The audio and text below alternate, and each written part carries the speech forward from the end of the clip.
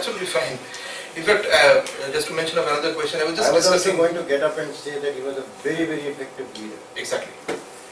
Yeah, the next version of the drama will be with Narendra Modi. Sorry.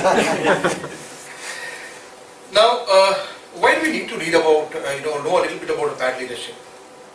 First of all, there are costs to bad leadership. This is mentioned in Why Smart Executives Fail, and I'll read this out. We are suffering an epidemic of leadership failures. These sentences are kind of striking. By 1995, that's probably around the time the book was written, 60% of the very large companies that made up the 1955 Fortune 100 list, the Fortune 100, the blue chip 100, had gone bankrupt, been acquired or still existed but had become invisible. By 2005, 10-15 are likely to fail and be replaced by others. A look at those that are left, among them GM, Ford and several financial and oil companies, reveals a pattern of very deep pockets more than a pattern of executive wisdom. Their ability to continue operating may be built on cash reserves, size, momentum, rather than on good executive performance. Thus, for some of them, failure is a future that has not yet come to end. These are striking statements, about leaders. So there are costs of leaderships. Then there was an anti-corruption, czar in Mexico, who kind of, I don't know whether this figure is kind of accurate, but there will be certain percentage, of course, which I believe in. Graft costs Mexico 9.5% of its GDP, and that's a terrible amount of cost. So there are costs. So we should be aware of, what bad leadership is about, what are the implications or ramifications of behaving badly, and as followers or as leaders, we have a responsibility to kind of carry out. Now, of course, the question is it so easy to kind of read human behavior like this? Probably not. In fact, the idea is not to kind of categorize the leader into these kind of patterns. But one thing is very interesting is that probably there are not infinite patterns of bad leadership. So some of these patterns will probably keep on repeating. There's no harm in kind of identifying and knowing some of them. If we know or know about them, probably we will be able to take action before it gets too deep. See, leadership is also somewhat like a social disease. So for example, as doctors, if you want to be a good doctor, probably it's also important to know what the disease is all about. Similarly, if you want to become good leaders, it's also probably important to know what bad leadership is all about. And the earlier we catch bad leadership, the better for us, because it gets bad to worse as it progresses. More the tenure of a bad leader in an organization, it will be difficult to kind of uproot that leader and set things right. Finally, some pointers, and that's probably my last slide. I won't take too much of time beyond this. Is she gives certain tips. There are many more tips. I've kind of picked up some. One is for the leaders themselves. What she says is stay real. I mean, just because you've become a leader, don't think that you've become something in your life. I mean, it's only a stage which you're kind of enacting on. Don't hang around for too long. So that's another advice, because studies reveal that people who have been at leadership positions for very long times, such organizations have reported, incidents, events which are not probably good. Know your weaknesses. It's a very, kind of very tough statement, knowing somebody's weaknesses or acknowledging that I have a weakness. So, but as a leader, even if you don't acknowledge in public, at least know for yourself what your weaknesses are. Where do you kind of, tend to deviate when the attractions are, so-called attractions are there. Control your appetite. Money is good.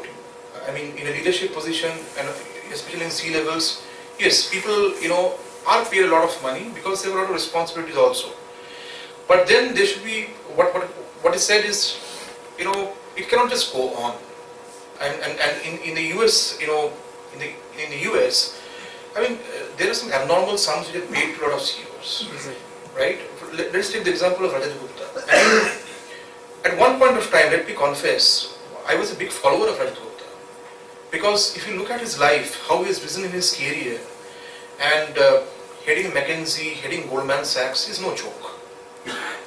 But then when he fell down, and when the reports came out, I was very sad when I read the papers. members. I was extremely sad about this person. Now, probably that was the case of not being able to control the appetite. And in one of the articles that I read, I don't know how authentic that is, somebody said that when he went to Goldman Sachs, his head turned. Because investment bankers generally earn a huge amount of money, right? And you need not be the head of the organization. But it doesn't happen so in the consulting industry. So when he was in McKinsey, when he started comparing probably what, the levels of compensations probably, some people say that his head turned at the point of time and he tried to kind of make up for the lost time. He was a brilliant guy. I mean till the time he fell. But sadly that's the reality. It's also important that she says that you reflect about yourself, about what you do, and get insights about what your strengths and weaknesses are, and which directions you're kind of heading yourself and you're heading your organization towards. When it comes to group leadership, she says that see what happens is a lot of atrocities happen when there is a lot of dominance, popularly known as a command and control kind of approach. So she says that if you can create an open culture where people are free to speak up, where people are free to point out that certain things probably are not being done rightly, it's probably the best thing to have in an organization, because then they become your sounding boards. It's not that every suggestion needs to be considered, but at least if the suggestions reach you or you are able to kind of hear them out, it's probably better than not hearing them out at all. Then avoid yes men, avoid groupthink. And that's a must. And listen, the art of listening. And always have people. What she says is, as a leader, you should always have people around you who might say, who might speak just the opposite of what you are telling.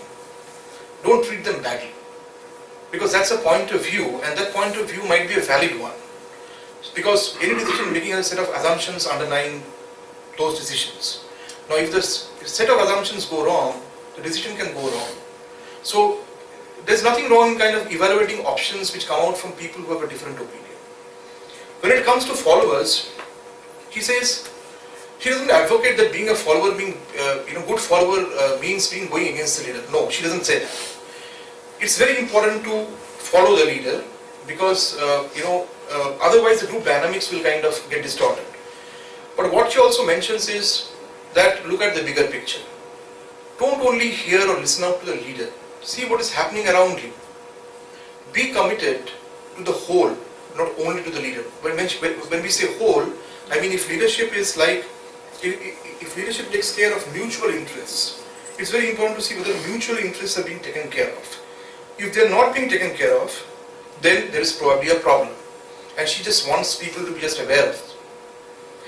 Take a stand. It's very important that you have an opinion. It may not be right, it may not be wrong, it might be against the leader, it might be in favor of what the leader is talking. But it's important that you have a point of view. Then she says, pay attention. Pay attention to what's happening around you, pay attention to news that come in from different quarters. Probably wherever possible, try to do an evaluation of those kind of news that kind of trickle in. Apart from for example, what happens generally is if we are very close to the top of the organization, then what happens, most of the meetings we spend with those leaders only, or the leader only. So what happens is your information source generally is kind of funneled out towards the leader. So what she says is, well, that information source is definitely going to continue. Have other sources of information about issues, about problems. It's very important, because then you not only have a different point of view, you will probably, the chances of getting biased will probably reduce. Hold leaders to account. If something is going terribly wrong, which is probably not taking care of the mutual interests of the followers and the leaders, if bad leadership is being played out, it's time to act. Now she also mentions, while these are easily said, these are not easily done. It's not kind of a lightweight lifting. It's heavy lifting. It requires a lot of courage, and going against the leader, as she also mentions, is terribly risky also. So you should know how to kind of play that out, and probably take a stand which is right, which is right in the interests of the majority.